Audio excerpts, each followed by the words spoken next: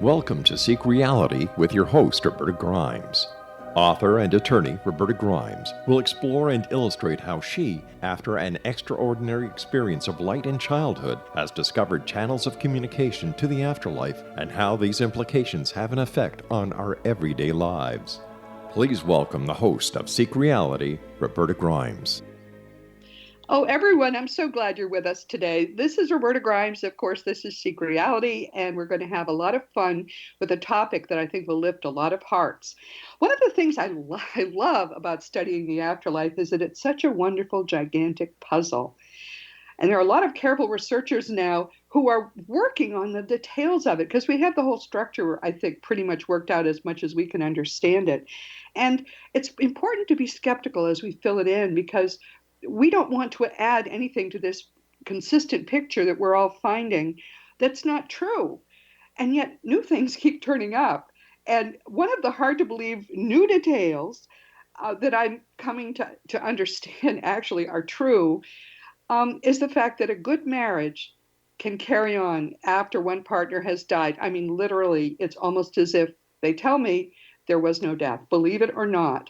Um, I don't know whether this has always been going on, and maybe just widows and widowers didn't talk about it, but it's also possible that this is one of the things that's happening as the people we used to think were dead tell us that the veil is thinning between dimensions. So it may be this is one of the joyous fruits of the fact that we are very soon going to be in very good communication, and the widows and widowers have already discovered it. The first widow who ever told me these stories was Dr. Jamie Turndorf, and her wonderful book about her ongoing relationship with her deceased husband. I think he's been dead 10 years now, and his name is Jean Pen. But her account of how they've just kept on as if nothing had happened is called Love Never Dies, and it really proves that that's true. I'll occasionally have share a breakfast or a lunch with her, and we always have three people at the table. Jean is always there and always talking to us, so it's kind of amazing.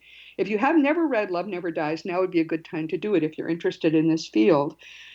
In fact, Jamie is a wonderful spiritual teacher. She's going to be with us again in just a few weeks.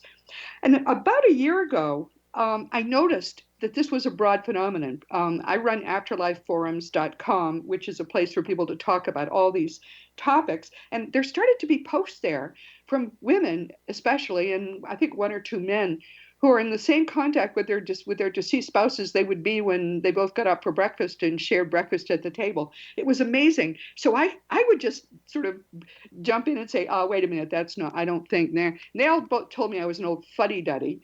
And they told me they even sometimes have sex with their dead relative, their dead loved one. So I said, all right, this. I finally decided it had to be true. They convinced me of it. And now, as you know, I'm a member of the board of the Afterlife Research and Education Institute, AREI, and AREI is doing Zoom groups where people can talk about whatever topic interests them. And the leader of one of those Zoom groups is our guest today. His name is William J. Murray. He says we can call him Bill. And his book is only 40 pages long. I thought when I saw it, 40 pages, what could be in it? You would not believe what's in it. It's called Love After Life: How I Defeated Grief and Kept My Relationship with My Soulmate Strong and Joyful After She Passed from the Physical. Kind of a mouthful, but just think of it as Love After Life. It's available on Amazon. And believe me, 40 pages is what all books should be from now on. After I read that book, that's what I sort of think. I'm so glad you're with us, Bill. Welcome. Oh, thank you so much for having me. This is great. Please tell people a little bit about your background, just briefly, so that they'll know who they're talking with. Well, let's see. I come from several different spiritual philosophies. I've been through several in my life, so I've accumulated a lot of information that way. I had a couple of philosophy books published in the mid-90s. Basically, my occupation now is I'm sort of a creative director for a company down in Austin, Texas. And my wife passed away in April of last year. And we had been together, very happily married for 27 years. Before that, we refer to ourselves as soulmates or twin flames, however you want to phrase that.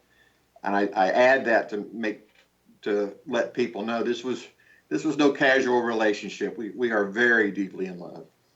So, well, that's obvious when you read your book. It's amazing. But so, you had been married before, right? Or am I mixing you with someone else? No, both my wife and I had two marriages before we met. So you just knew there was somebody out there who was perfect, and it turned out to be right. Well, I'll tell you the truth. I had basically given up on love. I thought it was basically just a commercial, a manufactured commercial idea, deep love, true love, that type of stuff. I had pretty much given up on it, and she was pretty disillusioned. She had basically said she was never going to get married again, and she was pretty disillusioned. And 5 days after we met, we were making plans on getting married. 5 days. It did. It Five took days. almost a week. Right. That's a wonderful story, but I think it resonates probably with a lot of people when you find the person that you, between you and me, frankly, everybody, we plan all of this. That was all spiritual lessons for the two of them, and they planned also coming together. That's a Life planning is something we're going to be talking about more because many people don't understand it and Right. understand why it's important. But it's just a beautiful story. You finally found one another, and you each had children, right, from previous marriages. Yes, she had 3 children. I had 3 children, and we ended up. We don't even call our children stepchildren or anything like that. That we all we're basically one big happy family. And 25 years is a good long marriage, although, of course, it's never long enough. So, did you know she was ill, right? She had cancer, I think. Right. She fought cancer for about 2.5 years before she crossed over. What kind of cancer was it? Well, she had before I met her. That's kind of an interesting story. Before I met her, she had already gone through breast cancer. She had double radical mastectomy, and they told her she had like 6 months to live unless she went entirely through chemo. And this is chemo back in the day when chemo was really, really bad. And so she took one treatment, and she knew that was going to kill her if she kept taking that Yeah, treatment. yeah, I know. I have a friend like that too. Yes. Yeah, and so she went to a faith healer, and it immediately went into remission after the faith healer, and that lasted. What we didn't know is that a lot of people have a recurrence of breast cancer, even if they've had most of their breast or all of it removed, it still can recur, and so it came back about 20, 24 and a half, 25 years later, and it that's then she started the modern chemo, which is a lot better than the old chemo. Yeah, this is something which I think everybody needs to understand. If you have a spouse who's going through a very serious illness, it's great if you can begin to talk and plan about what comes next, because we all know, everyone, we all know someone is going to go first. I've been married 45 years. We still know someone is going to go first. It's good to talk, if you can, about the fact that love is eternal and that life is eternal, and begin to learn what comes next. Because the Right, people who are, don't you think, the people who are most grief stricken are the people who are clueless about the right. fact that their loved one is just fine. So Well, you knew a lot, right? When this all started, you knew a lot well, already. actually, I mean, we had been. That was one of the great things about our relationship. We were like to stay up late talking about life, talking about the universe, philosophy. And like I said, I had a long background in philosophy. I had always believed in the afterlife. I mean, from when I was a little boy, I'd always believed in it. And she had a complete, firm faith in the afterlife. Now, we didn't have any idea that all this evidence existed for the afterlife, but we had talked about. I mean, she liked shows, medium shows. We used to watch shows on TV about mediums. She would ring Lob saying Rampa, and then the Abraham Hicks material. And so we had an agreement that whoever left first, of course, would stay, of course, and comfort everybody they could, and keep the relationship with whoever was left behind, try to keep it as active as possible. So we had that agreement going in. And then, as you say, the 2.5 years, I consider that part of the process that was preparing me. You talk about life planning. I go back to my childhood. And it was like I realized that everything that I had been through, all the spiritual doctrines, all the life's up and downs of 2 marriages, had prepared me for this. And so I'm very grateful that I was, I guess in a previous life, I prepared myself and planned this out, because it worked out very well. Well, it worked out well because you followed the plan. Now, we all have guidance from our spirit guides. When Yes. our bodies sleep, our minds don't have to sleep, so we'll often visit with them. So he was getting guidance, and he was meeting with her then, and with her guides too. They were all talking about this. This doesn't happen casually or lightly. And I think, having read your book, that one of the things the two of you planned was this exact course of events, that as the veil thins, you were going to be one of the people who would help people understand what the right way is to deal with grief. I mean, you can either be miserable for the rest of your entire life, and I know people like that. Don't ever tell them that there's anything that could happen other than the fact that their loved one died. Or you can do what you did, Bill. What you and Irene have done is absolutely beautiful.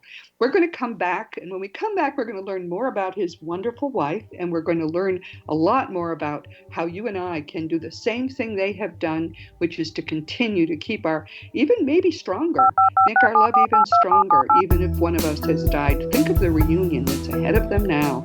Did you know that when you're on the road with limited data or Wi-Fi, you can still listen to the X-Zone Radio Show with Rob McConnell, The Science of Magic with Gwilda Wiyaka, X-1, Dimension X, Space Patrol, and every minute of the X-Zone Broadcast Network by calling 213-401-0080, courtesy of Audio Now. No smartphone, app, or internet needed. It saves your data plan, and it's free if you have unlimited minutes. Call 213-401-0080 to listen on any phone, anytime, anywhere. Remember 213-401-0080 for the best of the paranormal, parapsychology, and sci-fi radio programming anywhere, 24/7, 365. Gwilda Wiyaka's latest book, The Science of Magic, Book of Mysteries, Volume 1, is the first book in a series based on her writings that open every episode of the Science of Magic radio show. Drawing on the subject matter of each guest, and armed with over 40 years' experience in shamanism, 35 years in alternative health, and degrees in psychology and religious studies, Gwilda introduces relevant and leading-edge information that supports spiritual evolution and personal empowerment. Rich with wisdom and inspirational quotes packaged in digestible segments, this is a book that will pull you from cover to cover. It will also serve as a daily inspirational reading for years to come. The Science of Magic Book of Mysteries, Volume 1 is available at our website, tsompublications.com, amazon.com, and wherever fine books are sold. Back in Victorian England, a famous theologian posed a perplexing riddle. Why are the two top personalities in the Bible tagged with the numbers 7 and 11? Academics agree the answer is found in the stunning discovery of a hitherto secret Bible structure explained in a new book called The Genesis Grid. The discovery is so simple that preschool children could illustrate it.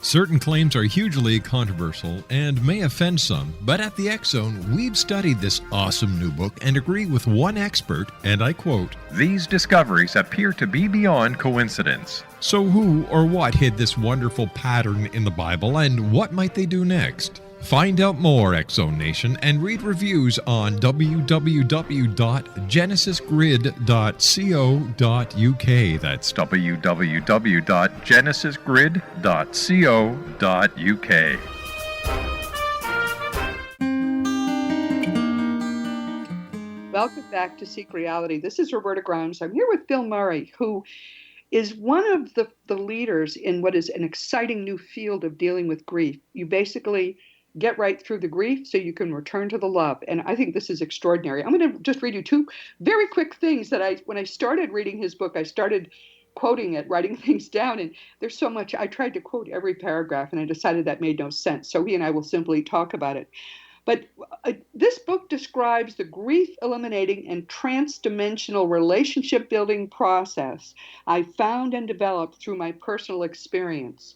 Grief eliminating and transdimensional relationship building is a whole new term. I've never heard anybody think about it that way, but that's exactly what it is. He says this book is for those that share an eternal commitment to their departed loved one and choose not to move on, but rather choose to embrace a transdimensional relationship as best they can until fully reunited with their soulmate. And of course, that's going to happen in the future. Perfect. That's beautiful, Bill. Now, when she was coming toward death, you, of course, were very upset about all of this, but were you talking with her about what comes next?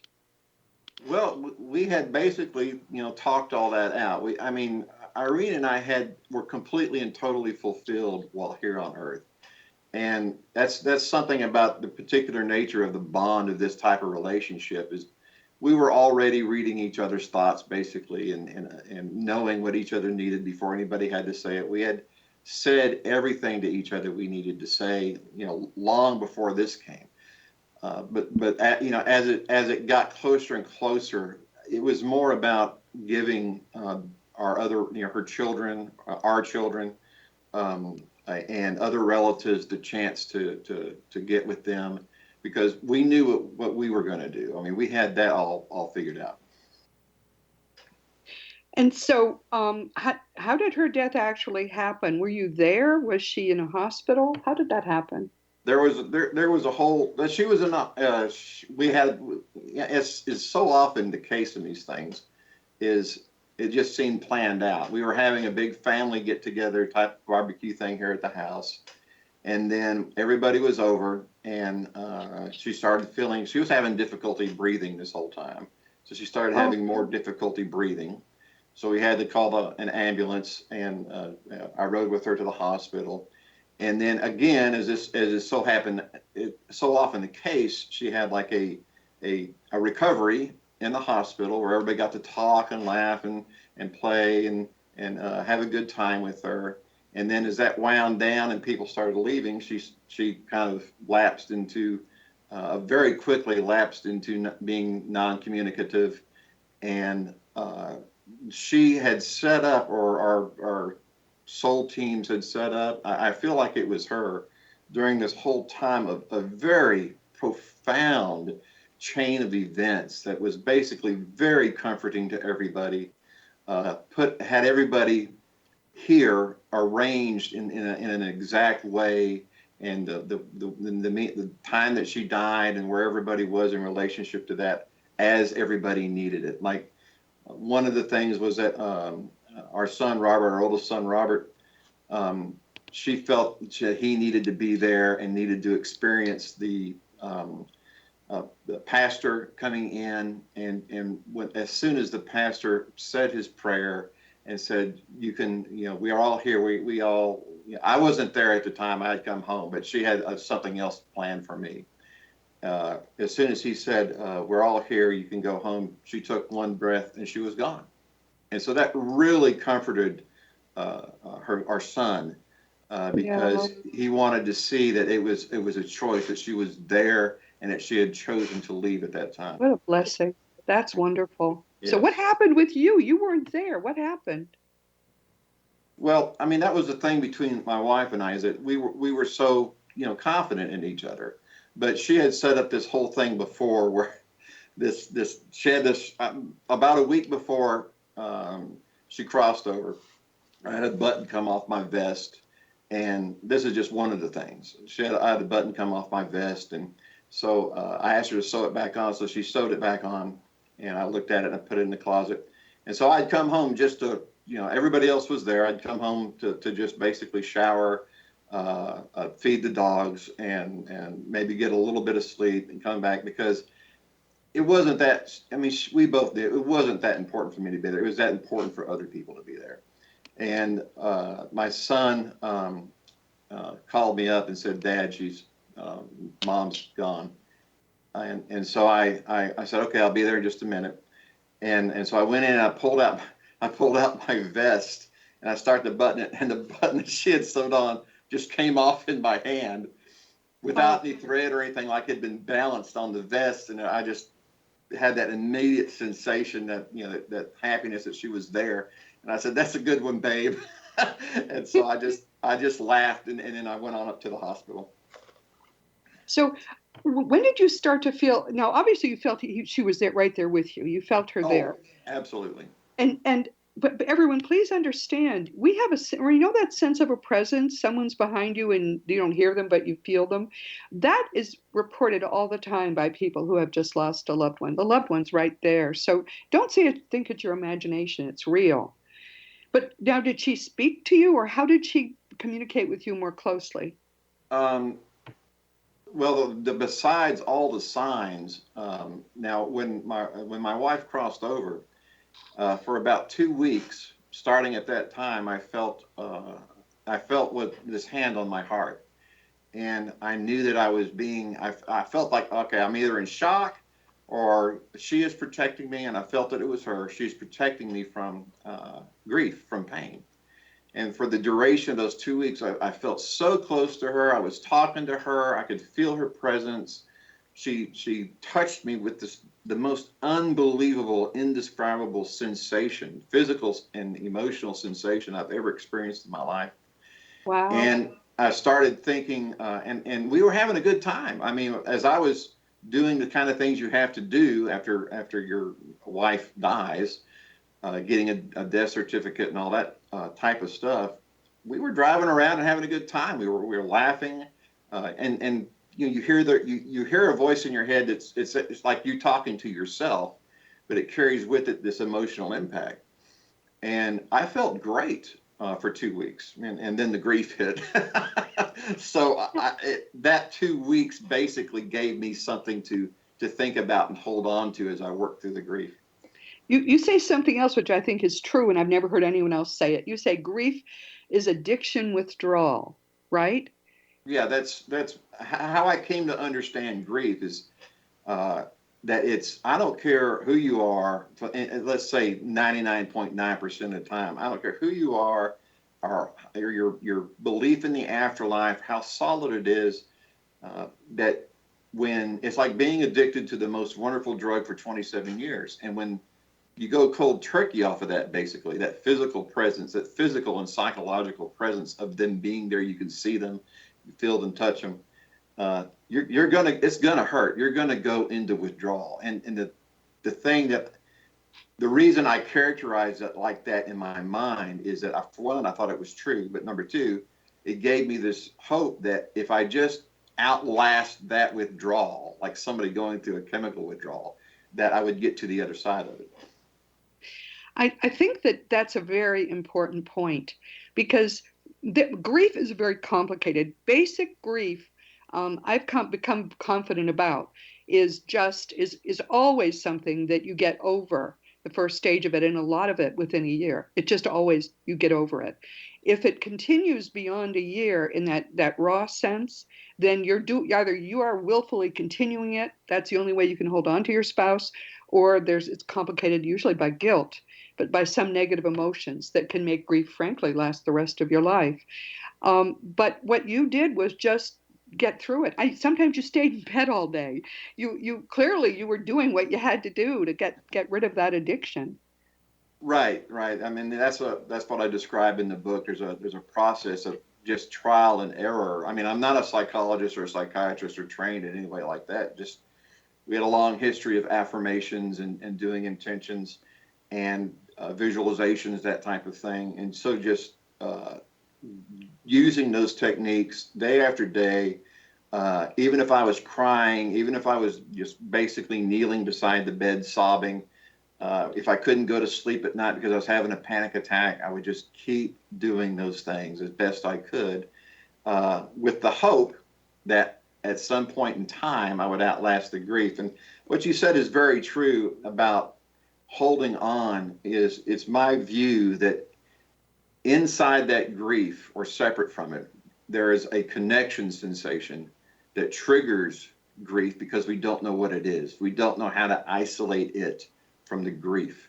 And so the reason, in my view, that a lot of people subconsciously or unconsciously hold on to that pain is they're mistaking their grief for the connection. And what I'm saying is that you can let go of the grief, but still have the connection, and properly understanding that connection and how it can trigger emotions, but it's not those emotions. It's something much better. If you can isolate that by focusing on it, you'll come into this wonderful sensation and feeling of them being there. This is another great point. What Bill is saying really is that if you have a good spiritual relationship with your spouse during life, then you're going to have to interrupt it to get rid of the addiction to having that person here beside you. But there is something beautiful that comes after, and you built that wonderful base of spirituality and of understanding what actually is going on while you were together, so that you can go right back to that relationship. We're going to talk to him about how his grief began to get better, and we're going to talk with him about what came next when we come back. This is Roberta Grimes' Seek Reality with Bill Murray, who's a wonderful man. We'll be right back.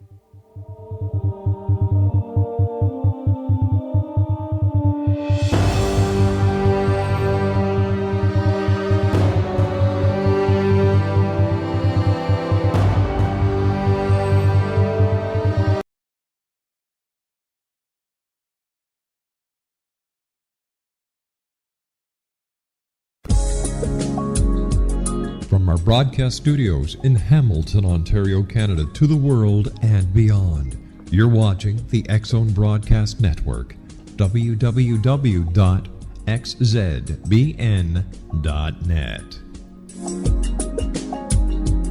AVS Media Den.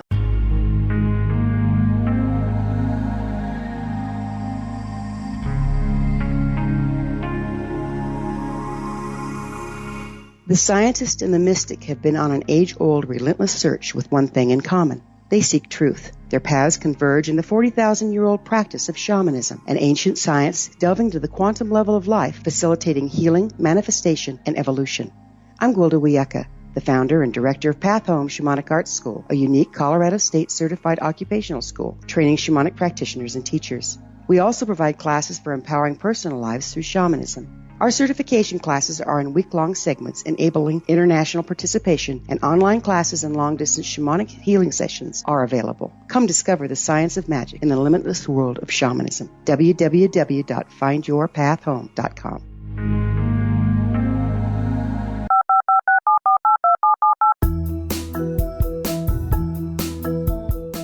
Did you know that when you're on the road with limited data or Wi-Fi, you can still listen to the X-Zone Radio Show with Rob McConnell, The Science of Magic with Gwilda Wiyaka, X-1, Dimension X, Space Patrol, and every minute of the X-Zone Broadcast Network by calling 213-401-0080, courtesy of Audio Now. No smartphone, app, or internet needed. It saves your data plan, and it's free if you have unlimited minutes. Call 213-401-0080 to listen on any phone, anytime, anywhere. Remember 213-401-0080 for the best of the paranormal, parapsychology, and sci-fi radio programming anywhere, 24/7, 365.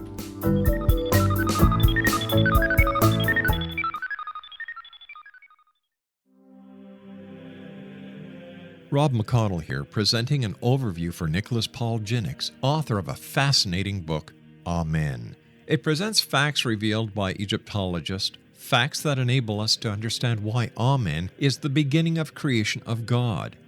It provides recommendations for religious leaders of the major religions to unify their beliefs and teach the Word of God.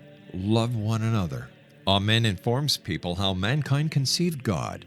It was the Egyptians that developed the concepts of a soul, a hereafter, and Son of God. And finally, after the worship of many gods, they conceived the belief in one universal God, the maker of all there is. For more information, visit www.futureofgodamen.com. That's www.futureofgodamen.com.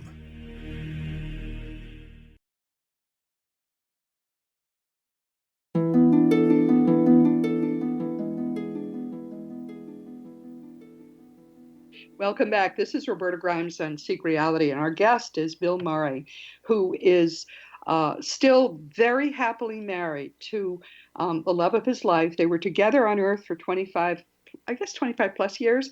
And ever since then, they've been even closer in spirit, which to me is extraordinary. So when we ended our last segment, you were deep in grief, sometimes couldn't even get out of bed. Now, how did that begin to lift? Well, I would experience times. Sometimes it was just a few minutes.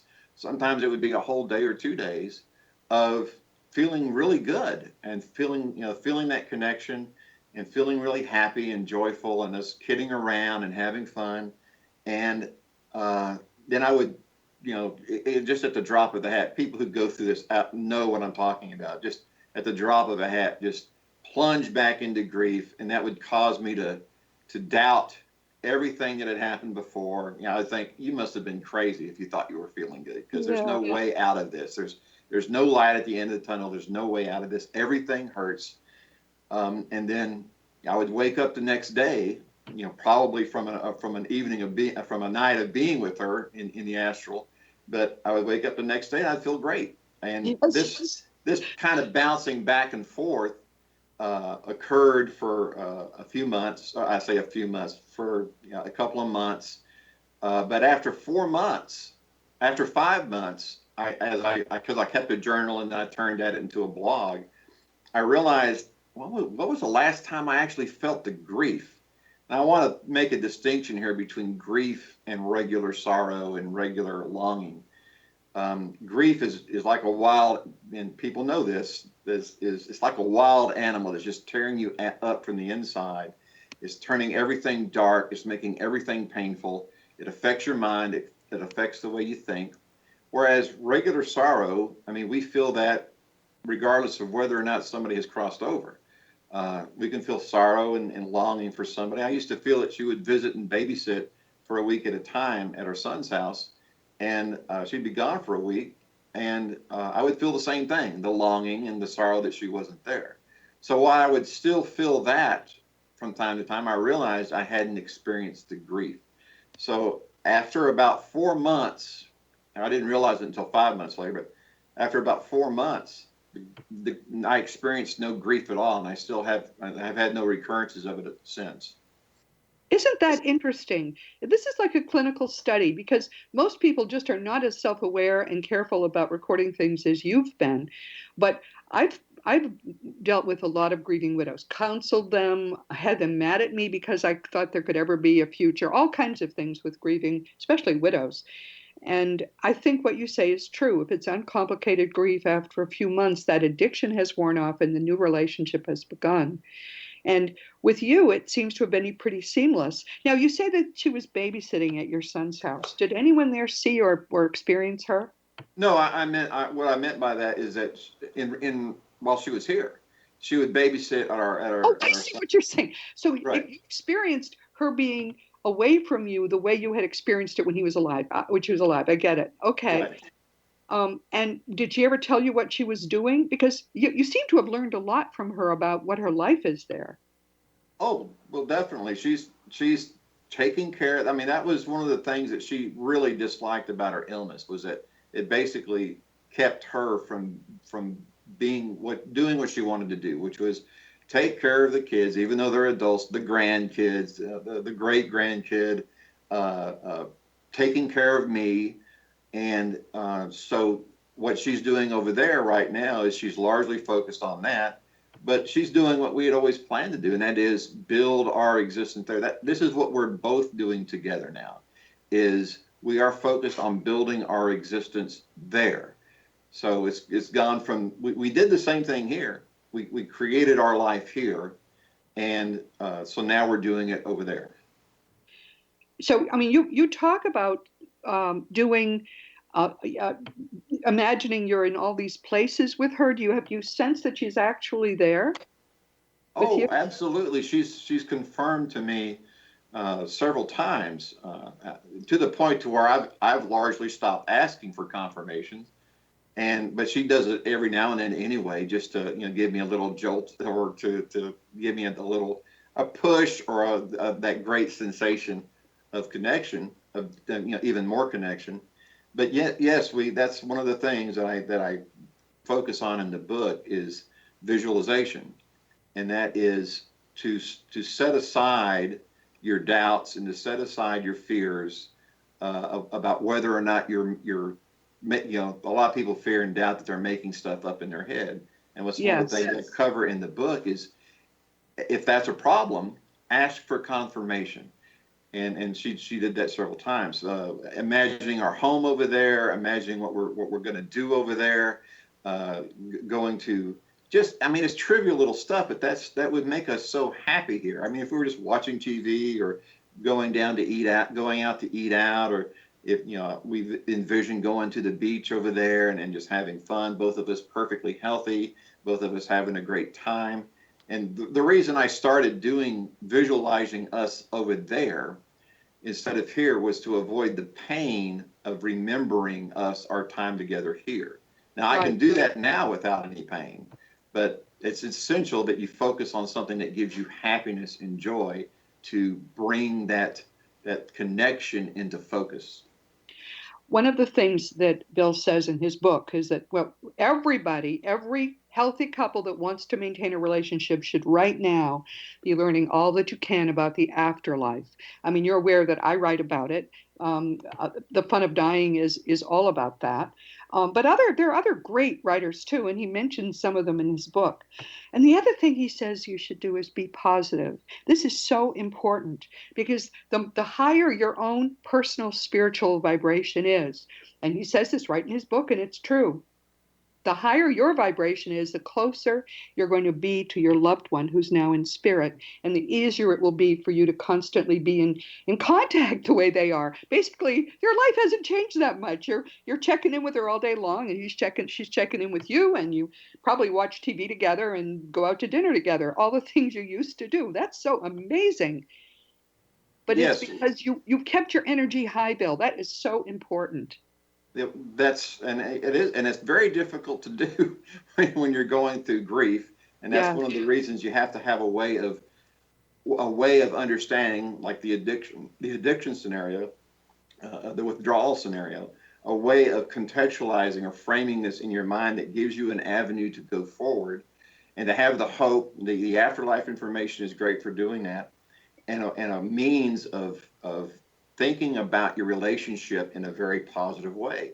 And when you're thinking about you being together in an unlimited afterlife without any of the problems that exist in this particular world, of being able to do whatever you want together in this vast adventure of the afterlife, that very quickly becomes something very positive, very thrilling, and very happy and joyful to imagine. It becomes a self-reinforcing positive cycle, which is a very good thing, and which unfortunately is not what most widows and widowers do, at least for a time. They're in a self-reinforcing negative cycle and make themselves feel worse. So you're a very brave man, I have to say. But what you're leading the way for so many other people who don't want to spend the rest of their lives miserable. You're certainly not doing that.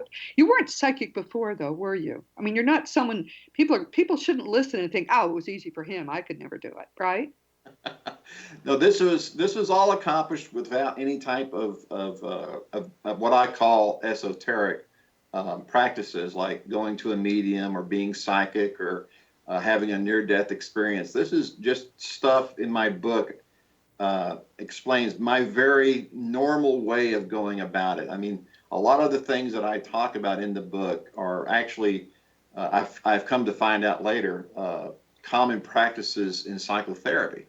And that is the visualization of the positive aspects. They say that your brain and your subconscious don't know the difference between reality, what you experience, and what you imagine and visualize. So when you're imagining and visualizing your loved one in a very positive, happy scenario, that starts imprinting on you. This is their explanation of it. That starts imprinting on you to react differently and to feel differently when you think of them.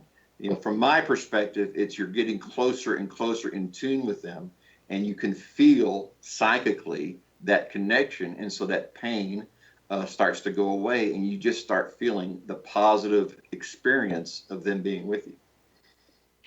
One of the things that I think is very important is that you, before the death, you all are comfortable with what is coming next.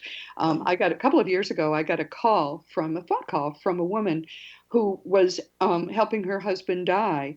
And she said he was very, very ill and had been for a long time. And she said that what was lighting the last days of his life was that every night she would come to the hospital and read to him, believe it or not, From the Fun of Dying. So he could look forward to what was coming next. He hadn't known. And she said he's all excited now about what's about to happen. I thought that was about the strangest call I'd ever gotten. But when I got an email from her a few days later, she said her husband had died at peace because he had stopped focusing on I'm dying and started to focus on, wow, I'm about to begin to really live. And that's another thing people can do. If your loved one is not familiar with what's going on, didn't happen for me though. I didn't hear from my mother that I was right until after she had died. She said, "Oh my goodness, you were right all along," but she fought it to the end. So we're all different, and we have to help our loved ones however we can. This is a universal transition. We all make it, and you don't have to make it fearfully. Knowing that we're all going, you can make it actually a positive part of a long-term, eternal relationship with the people you love the most, not just your spouses, but siblings, parents, all your loved ones. The reunions over there are glorious. This is Roberta Grimes, Seek Reality with the wonderful Bill Murray, and we will be right back.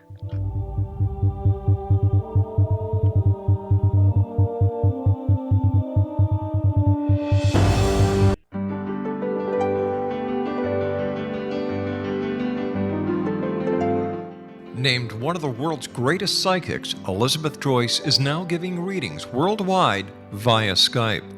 Elizabeth Joyce is recognized for her clairvoyant ability to help find missing persons, her analysis of dreams, past life regression work, mediumship, and her accurate predictions.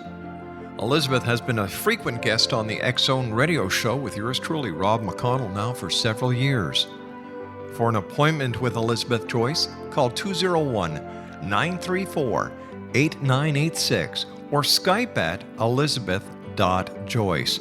And for more information, you can always visit Elizabeth Joyce online at www.new-visions.com.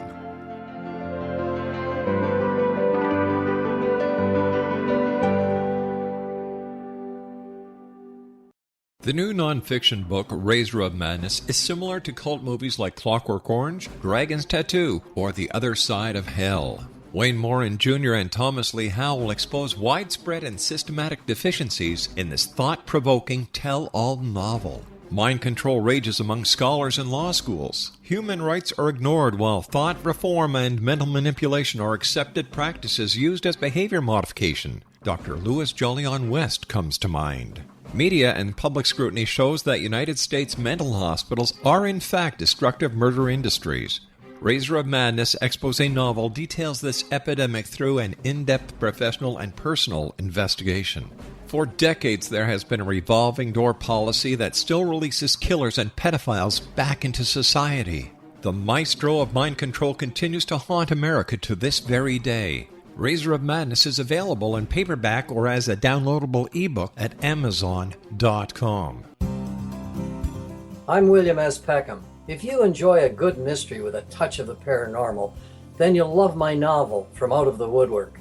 It's the story of a young Toronto contractor, Sean Kennedy, who buys derelict homes, guts them, and turns them into multifamily dwellings. Slums just waiting to happen. When Sean buys 29 Livery Lane, the house fights back. Former owners unexpectedly come out of the woodwork as he starts the destruction. The apparitions come to him when he touches old books, reads hidden letters, rummages through old boxes, finds a locket, or reads a discovered manuscript of a murder mystery. From Out of the Woodwork will take you from 1899 to the horror of the World Trade Center, September 11, 2001. Check out From Out of the Woodwork on my website, www.williamspeckham.com.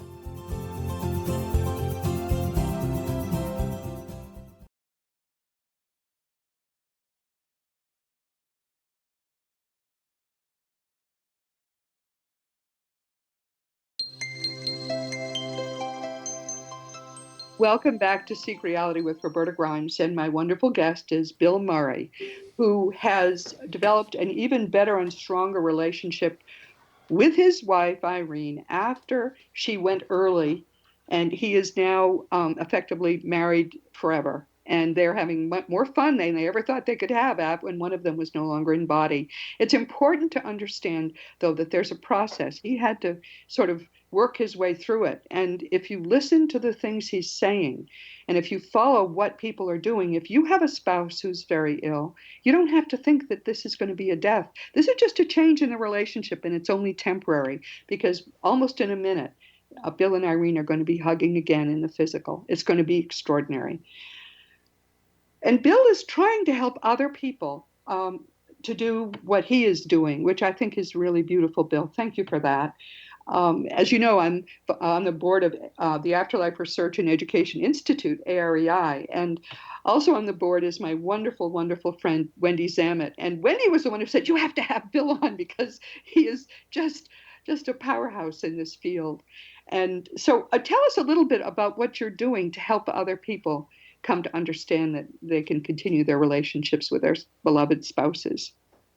Well, besides the blog and the book, I'm in a group on Facebook called Forever in Love with Our Partners Who Have Crossed Over. And we don't hold normal Facebook groups yet. We may do that for whoever, like groups of people, 10 or 12 people, because this can be a very raw experience. Some people are very raw and they're in a lot of pain. And what I've found is it's better for me to interact with these people on a one-on-one basis so they can feel a little bit freer about expressing that. That's beautiful. I'm so glad you're doing that. It must take a lot of time and a lot of love for you to be doing that to help people. Well, I've talked to a few people, and it seems to have helped them. I'm very grateful to be in a position where I can offer that type of help to people. One of the things I'm wondering is, what if people, someone has lost a spouse last year, 2-3 years ago, and it never occurred to them. They're starting to feel less in grief, but it never occurred to them they could keep the relationship going. Do you have advice for them? Well, yeah, advice. This is a commitment. I mean, people have to make a decision or understand that this is a commitment. You don't just wait for the people on the other side to contact you. This is a two-way communication. They are thrilled. Irene is thrilled to be able to interact with me. Our loved ones are thrilled to be able to interact with us. But it's a two-way street. You can't just be, in my opinion, you can't just be submissive and expect them to do all the work. We have work we have to do on our side to be able to feel that connection, to empower that connection, and to build on that connection. So if it's something that somebody really wants to do, like for me, I knew I couldn't continue without a relationship with her, so there was basically no choice. That's something I've always wanted to do. It's something we agreed to do, but I knew that I had to have her in my life. So if that's their particular situation, then there is a way forward. There is a way to go forward and empower that relationship. I'd just like to introduce a little experience of mine as well. On Afterlife forums, there is someone whose wife was in the physical when he joined the forum, but she was dying. And after she died, she was a medium. She had been very, very spiritual. And after she died, she had a wonderful relationship with her husband, and he too. And it was wonderful to watch him brighten when he realized that could continue. But he now has a girlfriend, and he says that she doesn't mind that at all. And that's what we hear from a lot of people. So if you're listening and saying, I would love to stay in touch with my wife, but I'm young, I really want to have a close relationship with someone in the physical, you can have them both. I've never heard of a case where a spouse who's gone ahead has felt any jealousy at all. It does not seem to happen. Instead, the great thing about love is it's infinite. So you don't have to limit yourself to one person, or you can. It's totally up to you how you handle this time. And there is no right answer, but only know that since love is all there really is, it's up to you how you do it. But you said the biggest problem people have is when things happen that really are communications, they just write it off. Right. I mean, that's part of the doubt or the fear, and they're always looking to somebody else. I say always. They are often looking to somebody else to verify for them that it happened. And in my book and in my experience, it's when you have that intuition. I wonder if that was them. That's really That's them. that's your spirit saying it's them, and then your mind covers that up with fear and doubt. So just accept that it's them, validate that to them, tell them, I hear you, I Yeah. talk, and that empowers that relationship, that moves you closer in focus with them. That is such an important point. Right. Of course, my book on signs from the dead and communicating with the dead is the fun of staying in touch. And one of the things that the dead tell us is, even if you think it might not be, but gee, I've heard that same song three times in the past 2 days, and we danced to it at our wedding. I wonder if that's a sign. Just say thank you for that sign. Please do something else, or please do it again. Because speaking aloud, we are told, as you just said, so much is true that's in your book. I didn't realize you had so much knowledge, but you have a great deal. Speaking aloud empowers them. So what we want to do is everything we can to encourage them. Absolutely. Do everything you can. I mean, I set coffee out on the table every day since she crossed over, and she actually draws a flower with the milk and the coffee every day. Every single day. And I even conducted an experiment once, and this is what people can do to get confirmation, is I told her, if you don't want to draw that flower anymore, that's fine, I'm okay. And then 2 days, the flower didn't show up. And so I said, I think I was a little hasty at that. Would you please start drawing that flower again? And it appeared the next day, and ever since. That is amazing. I understand that is what happens, and that's something that you all can do as well. You can say, please turn that off, and then please turn it on again. For me, it happened with electric lights. It was astonishing. Yes. But this book I recommend to everyone. I mean, this is many books you feel like they're a lifetime commitment. This is a book that's 40 pages long, and in those 40 pages, it packs hundreds of pages of information in a very quick place. People who need it probably don't want to make a long commitment to a book. It's called Love After Life, and it includes a lot of links. It's available on Amazon. And the author is William J. Murray. And I really think anybody who cares at all about keeping your relationship going with a loved one who is or is about to die, it needs to read Love After Life by William J. Murray. Thank you so much for being with us. I feel as if you're an old friend. I hope that I'll get to hug you for real for soon. But meanwhile, please accept my virtual hug, Bill. I'm hugging you back. I really do appreciate this, Roberta. Thank you so much. Thank you. Now, everyone, as you know, this has been Seek Reality with Roberta Grimes. Never forget that you are a powerful, eternal being. You never began, you never will end. When you really get what that means in your life, it's going to change everything for the better. Next week, your guest will again be your host. A couple of listeners recently separately asked me to please do a program on reincarnation. And if they feel the need to know more about reincarnation, then my hunch is everybody probably would like to hear a little more about it. Since I was a Christian for most of my life, into my 50s, that really was a foreign concept to me. But the evidence is so abundant and consistent that all of us live lots of lifetimes that I've learned rather late in life why it fits and all the evidence, and it all makes sense. And even Jesus talked about it. They just tried to cut it out of the Gospels, but they didn't take everything. I'm kind of liking reincarnation now, and the way it actually happens is so boggling that I think we probably should talk about it. Please join us next week. This week, we've been speaking with William Murray, who's a leader in the new ranks of widows and widowers who are continuing their relationships with their deceased spouses as if those spouses were still alive. Truly and always, as Dr. Jamie Turndorf tells us in her wonderful book, Love Never Dies, love never does die. Doesn't have to. In fact, it can get even stronger after death. Bill's brief little book is Love After Life, and it can be found on Amazon. I really urge you to read it if you have any interest at all, because when you really need this information, it will be infinitely precious to you, and it can make all the difference in the rest of your own life. He kept a journal, so this really amounts to almost a how-to book for people who have been separated from a spouse temporarily by death and want to still keep that relationship strong. Frankly, when our choice is between being sad for the rest of our lives or instead beginning to build a new relationship that keeps our spouse so central to our lives that happiness still is possible for us, and that hug that's coming up soon is going to be wonderful. When that's the choice, I think the choice William made has to be the right choice for all of us. Let's keep our marriages going if they're important to us. Now, as you know, my nonfiction books are Liberating Jesus, My Thomas, The Fun of Dying, The Fun of Staying in Touch, The Fun of Growing Forever, The Fun of Living Together, and for young children, The Fun of Meeting Jesus. If you want to talk about any of my books, or if you just want to say, hello, or ask a question, just go to robertagrimes.com and ask through the contact link there. If you want to hear past episodes of Seek Reality, they're available on webtalkradio.net, iTunes, and through the Seek Reality app you can find for free in the iTunes store.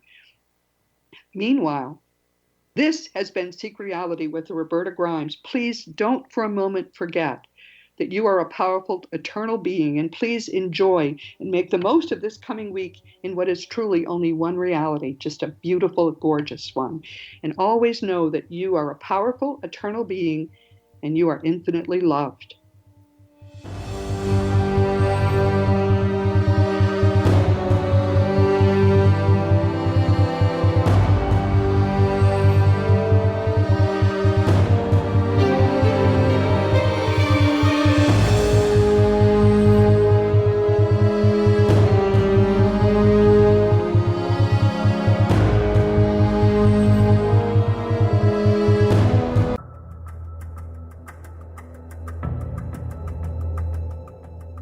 Modern Esoteric, Beyond Our Senses by Brad Olson, consummates the lifeology story about where humanity originates.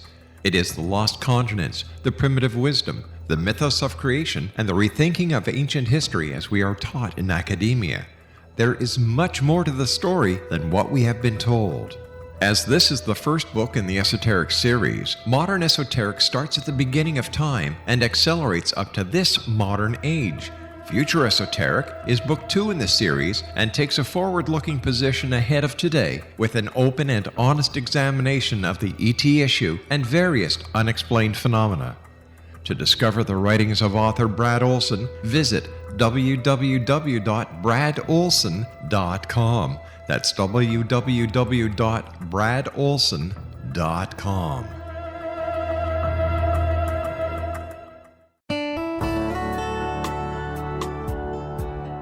Are you or is someone you know struggling with addictions, depression, anxiety, relationships, low self-esteem, lack of confidence, grief, success, and prosperity? Do you know that your subconscious belief plays a big role in the outcome of your hard work? We can help you permanently change the beliefs that may be the reason for your struggles and failures. We care about getting you the return on your investment and the results you are looking for. We can help you be free of the limitations of your past and in realizing your highest potential. We work with people by phone and Skype. For more information, visit us at www.ritasoman.com. That's www.ritasoman.com.